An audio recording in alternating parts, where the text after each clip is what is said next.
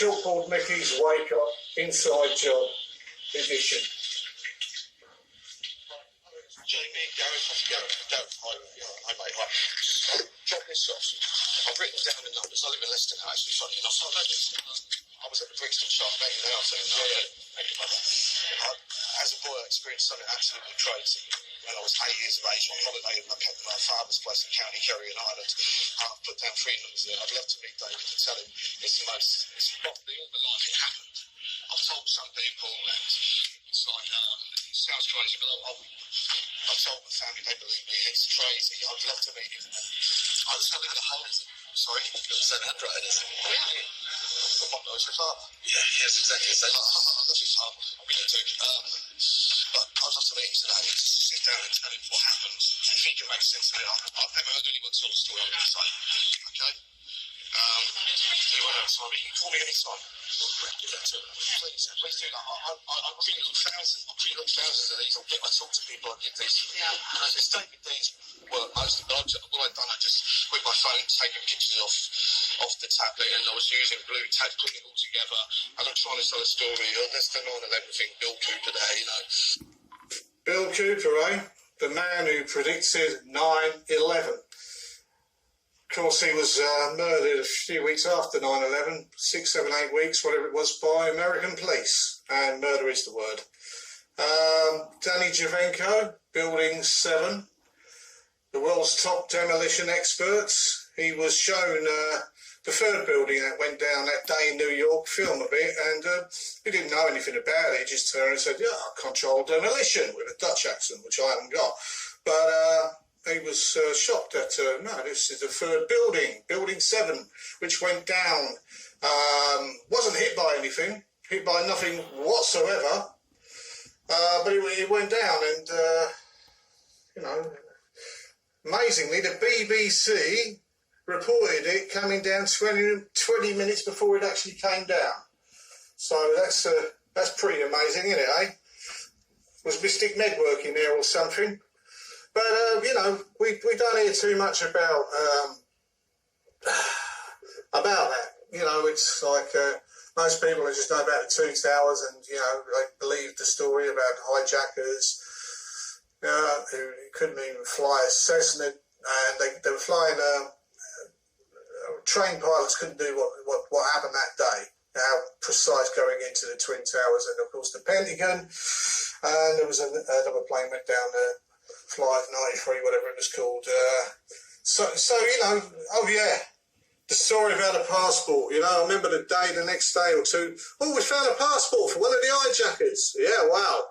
You found a passport, but you couldn't find a fingernail. You know, of a person. So that, you know, front page story. Oh, we found a passport, pristine paper passport, survived the fireball. My God. There's a bit of a joke going around, you know, can you send us a load of passports? I want to build a bomb-proof shelter. I heard that joke actually in Dublin a few weeks back. David Icke, great man, by the way, and David D's fantastic art from a man called David D from America, and the two Davids, absolute legends, trying to wake people up, and that's what I'm trying to do now. I've been doing it for years in pubs. You know, drinking and, you know, thinking about things, and sometimes getting onto these sort of subjects, you know, because if you knew about a project for a new American century before 9/11, which I did, and I've been kind of awake for a very long time, I thought, oh my God, they've named countries they want to take down. They've named the countries, Iraq, Afghanistan, blah, blah, blah, so on and so forth. But they wrote down, the neocons, the neoconservatives, we need a 21st century version of Pearl Harbor as an excuse to go into these countries. And of course, I watched 9/11 live as it happened that day, you know, and I thought, oh my God, this is how they're doing it. Problem, reaction, solution, penned by David Icke. It sums it all up, really. You know, you create a problem, you get a reaction from the public. Something's got to be done. Solution. Well, the solution was to go into the countries they wanted to go into in the first place.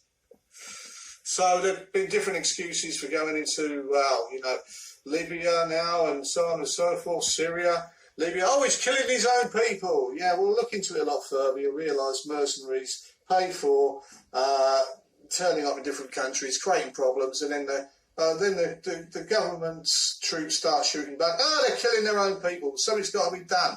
So they've destroyed the Middle East, and millions of people have probably died now. But it's not going to end there, is it? You know, you do that, you destroy countries, and you end up with a situation where you got the refugees and the poor people. You know, it's not their bloody fault. The West has gone and bombed the hell out of their countries. But it sort of creates a problem where obviously the people have got, they're leaving, you know, and they're flooding into obviously like Europe. But it's going to create a situation. I've got nothing against anybody. Absolutely not. My parents were immigrants to England. But the fact is, when you've got a completely different culture coming in and have been destroyed, their nations, and there's going to be a lot of angry people. I would have thought so, and I'm pretty sure so. So, you know, at the end of the day, you're going to have a situation in Europe where with mass immigration at such a fast rate, it's going to probably cause some sort of conflict. And I would say, in absolute certainty, actually, because I've been watching these bastards for years, you know, the people who really run things. When you're awake to an extent, you can almost predict what they're going to do next. So that's exactly what they want, you know.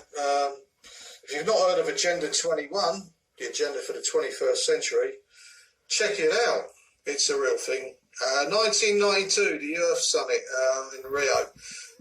Basically, they want to change the world completely, and they've got tactics for doing that. So you check that out for yourself, you know. But it's a bad thing. Agenda 21, the agenda for the 21st century, basically a technocracy, if you want to call it that, super smart serfdom for us, though, the 99.9%. And a very tiny amount of people running everything, keeping us under control. That's how they want it. But obviously, how you reshape the world, there's nothing better than reshape the world than to bloody well have a good old war. And they've had a few good old wars. Look at that, still more believable than the official story. And it absolutely is. If you've got a brain celling operation, it absolutely is the case. The Bush family tree, the Bush family tree. Well, that's very appropriate. At the top there, you got Prescott Bush, the granddaddy of George W. Prescott financed Adolf Hitler, absolutely the case, provable facts.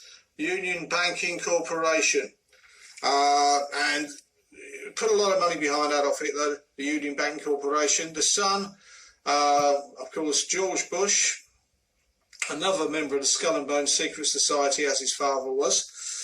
They've got a lot to answer for, these secret societies. He was a very high up CIA man at the time Kennedy was assassinated. Of course, what's Kennedy got in common with Abraham Lincoln?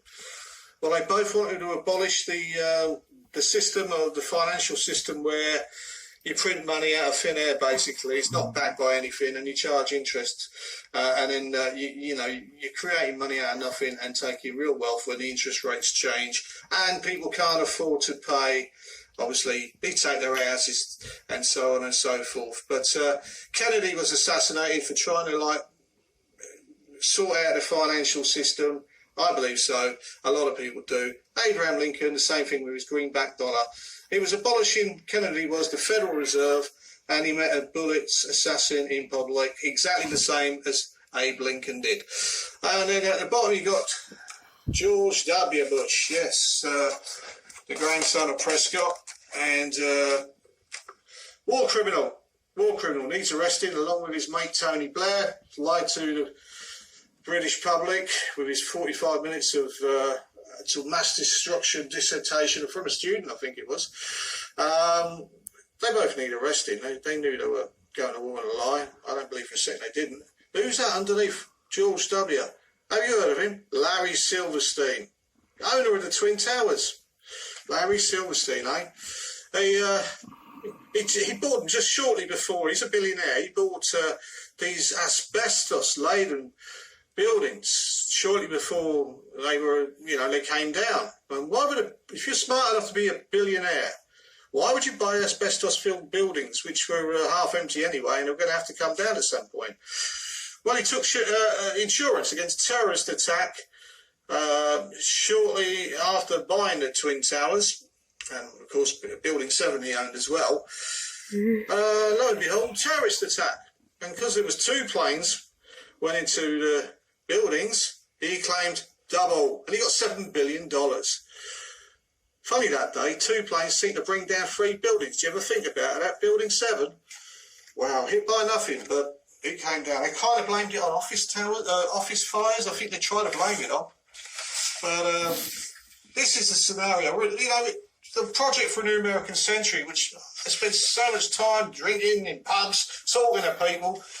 Very few people I came across had heard of it. And is that a conspiracy theory you'd hear back? Well, no, it's conspiracy reality, mate, you know what I mean? Do your research.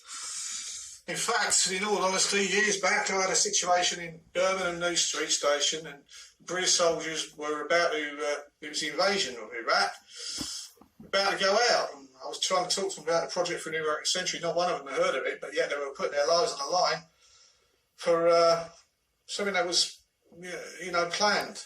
And maybe some of them guys got hurt in that. I don't know. I ended up having a fallout, and there's nothing against them. I spent the night in the cells in Birmingham New Street. But this is now 2017. Maybe some of them guys look back and think, yeah, we went to war.